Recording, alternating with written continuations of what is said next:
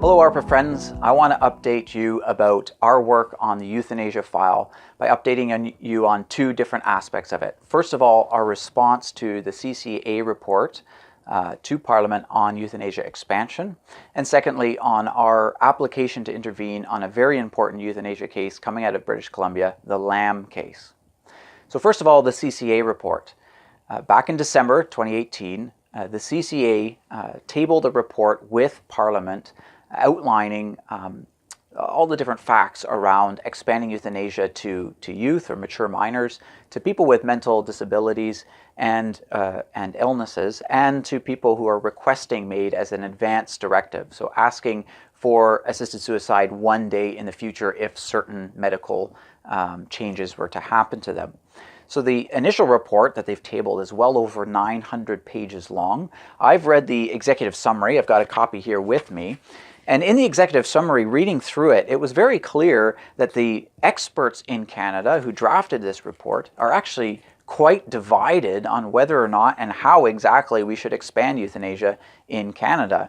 And that shows to me a clash of worldviews, a clash of fundamental assumptions about human rights and about human dignity and autonomy and what needs to be protected when it comes to humans who are vulnerable or perceived to be vulnerable.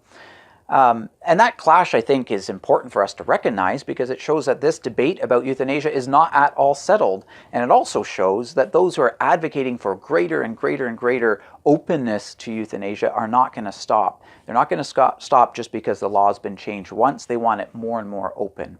And so we too can't stop. We're going to take some of the safeguards that they talk about in this report, and we're going to try to apply that to the existing euthanasia law. We don't need safeguards for expansion of euthanasia. We need safeguards for the euthanasia law as we have it already. And so we're going to work with this report, and we're going to bring this to the attention of parliamentarians throughout 2019. And we want your help with that as well. Now, it's not just in Parliament that we're concerned about and fighting for the protection of human life as it relates to end-of-life care and euthanasia in particular. We're also engaged in the courts.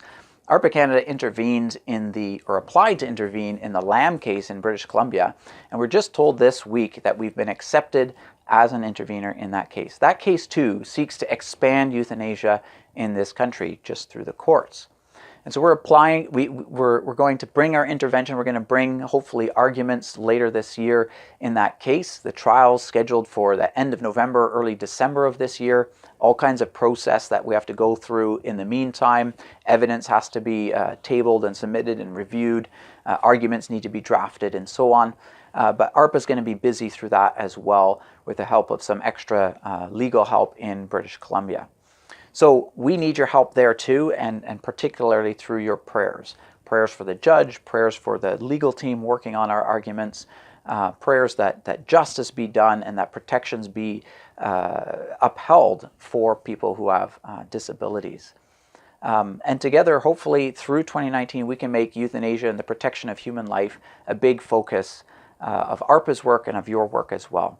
So thanks so much for your support, and we look forward to working with you throughout this year. Take care.